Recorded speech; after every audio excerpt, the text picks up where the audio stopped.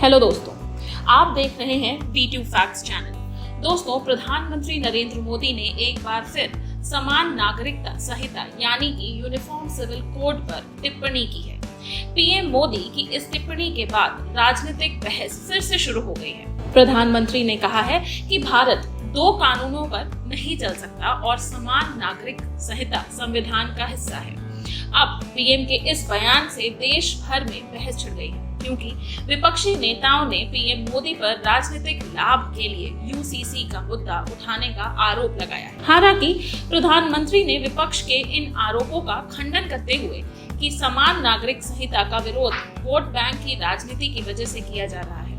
PM Modi ने आगे कहा कि एक परिवार में एक सदस्य के लिए अलग अलग कानून और दूसरे के लिए अलग कानून से परिवार कैसे चलेगा, दोहरी व्यवस्था से देश कैसे चलेगा। संविधान में नागरिकों को समान अधिकार देने की बात कही गई है। सुप्रीम कोर्ट ने भी यूनिफॉर्म सिविल कोड लागू करने की बात कही है।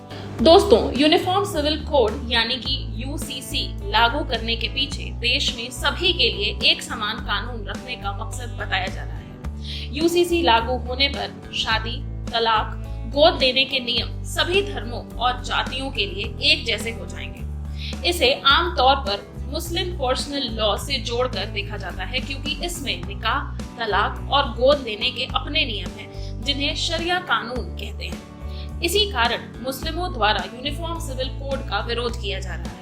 AIMIM के प्रमुख असीउद्दीन ओवैसी ने प्रधानमंत्री मोदी की आलोचना करते हुए कहा, भारत के प्रधानमंत्री भारत की विविधता और इसके बहुलवाद को एक समस्या मानते हैं, इसलिए वो ऐसी बातें कहते हैं और यूनिफॉर्म सिविल कोड को लागू करना चाहते हैं। शायद भारत के प्रधानमंत्री को अनुच्छेद 29 समझ नहीं आता।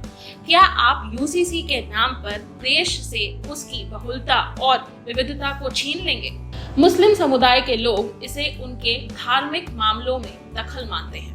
मुस्लिम पर्सनल लॉ बोर्ड हमेशा से ही यूनिफॉर्म सिविल कोड को असंवैधानिक और अल्पसंख्यक विरोधी बताता है। बोर्ड का कहना है कि संविधान हर नागरिक को अपने धर्म के मुताबिक जीने की अनुमति देता है। इसी अधिकार की वजह से अल्पसंख्यकों और आदिवासी वर्गों को अपने रीति रिवाज, आस्था और परंपरा के मुताबिक अलग अलग कानून को पालन करने की छूट है।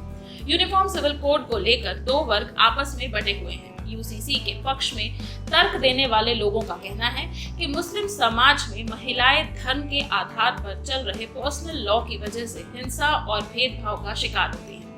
इन महिलाओं को बहुविवाह, हलाला जैसी प्रथाओं को झेलना पड़ रहा है। शादी, तलाक, उत्तराधिकार जैसे मुद्दों पर एक समान कानून नहीं होने से महिलाओं के साथ भेदभाव किया जा रहा है। तो वहीं अल्पसंख्यक समुदाय के लोग यूनिफॉर्म सिविल कोड का खुलकर विरोध करते आ रहे हैं।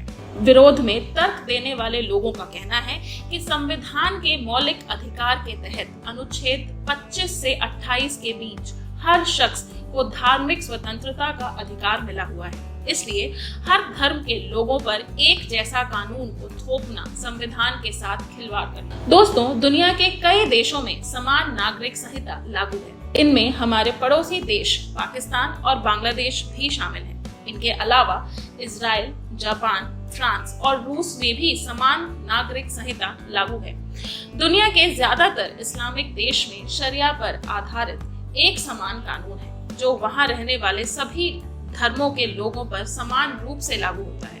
इन देशों में रहने वाले लोगों को शरिया कानून का ही पालन करना पड़ता है, फिर चाहे वो दूसरे धर्म के लोग ही क्यों ना हो।